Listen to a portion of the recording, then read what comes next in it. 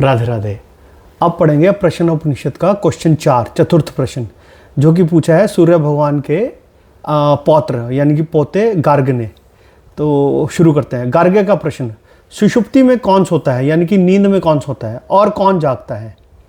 तदंतर उन पिपलाद मुनि के से सूर्य के पुत्र गार्ग्य ने पूछा, भगवान, इस पुरुष में कौन सी इंद्रियां सोती हैं, कौन इनमें जागती है, कौन देव स्वप्नों को देखता है, किसे यह सुख अनुभव होता है तथा किसमें ये सब प्रतिष्ठित हैं? तो इसका उत्तर देते हैं वो पिपलाद ऋषि। वो कहते हैं कि हे गार्ग्य, जिस प्रकार सूर्य के अस्त होने पर संपूर्ण किरणें उस तेजोमंडल में ही एकत्रित हो जाती हैं और उसका उदय होने पर वे फिर से फैल जाती हैं, उसी प्रकार ये सब इंद्रियां परम देव मन में एक ही भाव को प्राप्त हो जाती हैं।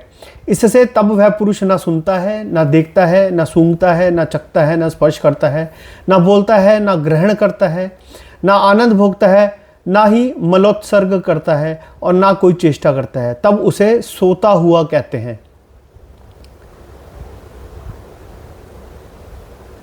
और सुषुप्ति काल में इस शरीर रूप बॉडी पूर्व में प्राणाग्नि ही जागती है। यह अपान ही ग्राह्य पत्य अग्नि है, वयान अनवार्य पचन है तथा जो ग्राह्य पत्य से लाया जाता है वह प्राण ही प्रणयन के कारण आहवनीय है, आहवनीय अग्नि है।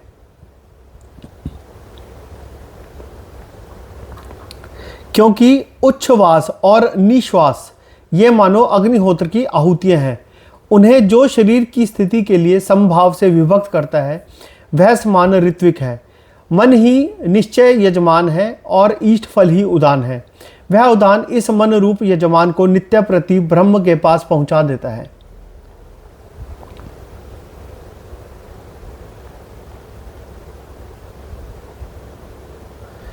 इस स्वप्नावस्था में यह देव अपनी विभूति का अनुभव करता है। इसने जागृत अवस्था में जो देखा है उस देखे हुए को ही देखता है, सुनी सुनी बातों को ही सुनता है तथा दिशा विदिशाओं में अनुभव किए हुए को ही पुनः पुनः अनुभव करता है। अधिक क्या है, यह देखे बिना देखे, सुने बिना सुने, अनुभव किए बिना अनुभव किए और सत्य तथा असत सभी प्रकार के पदार्थों को देखता है। स्वयं भी स्वरूप होकर सर्वरूप होकर देखता है।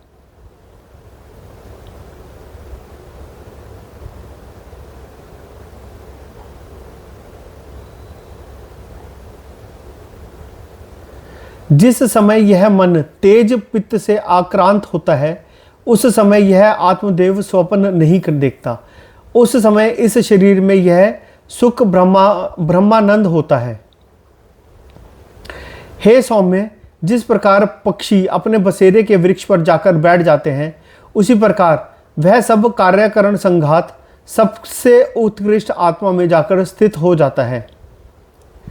पृथ्वी और पृथ्वी मात्रा, गंध तन्मात्रा, जल और रस तन्मात्रा, तेज और रूप तन्मात्रा, वायु और स्पर्श तन्मात्रा, आकाश और शब्द तन्मात्रा, नेत्र और दृष्टव्य, श्रोत्र और श्रोतव्य, घ्राण और घ्राणतव्य, रसना और रसीयतव्य, त्वचा और स्पर्श योग्य पदार्थ, हाथ और ग्रहण करने योग्य वस्तु, उपस्थ और आनंद यत्यय, पायु और विसर्जनीय, पाद और गंतव्य स्थान, मन और मन करने योग्य, बुद्धि और बोधव्य, अहंकार और अहंकार का विषय, चित और चेतनीय, तेज और प्रकाशय पदार्थ तथा प्राण और धारण करने योग्य वस्तु, ये सब आत्मा में लीन हो जाते हैं।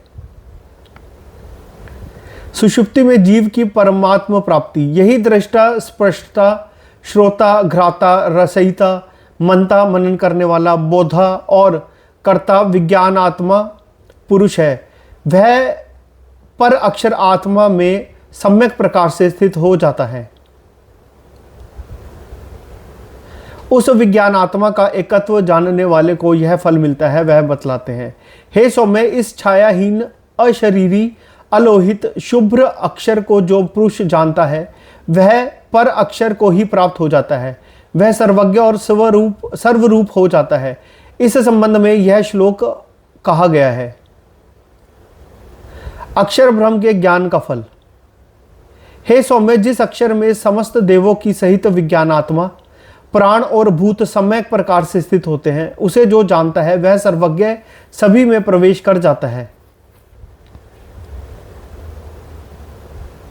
जिस अक्षर में अग्नि और देवों की सहित विज्ञानात्मा तथा चक्षु आदि प्राण और पृथ्वी आदि भूत प्रतिष्ठित होते हैं, अर्थात प्रवेश करने वाले होते हैं, हे सौम्य, हे प्रिय दर्शन, उस अक्षर को जो जानता है वह सर्वज्ञ सभी में आविष्ट हुआ अर्थात प्रविष्ट हो जाता है। इसी के साथ चौथे प्रश्न के उत्तर का समापन होता है। अब इसके उत्तर का मैं सरल भाषा में आपको अनुवाद करके दूंगा अगले वीडियो में। राधे राधे।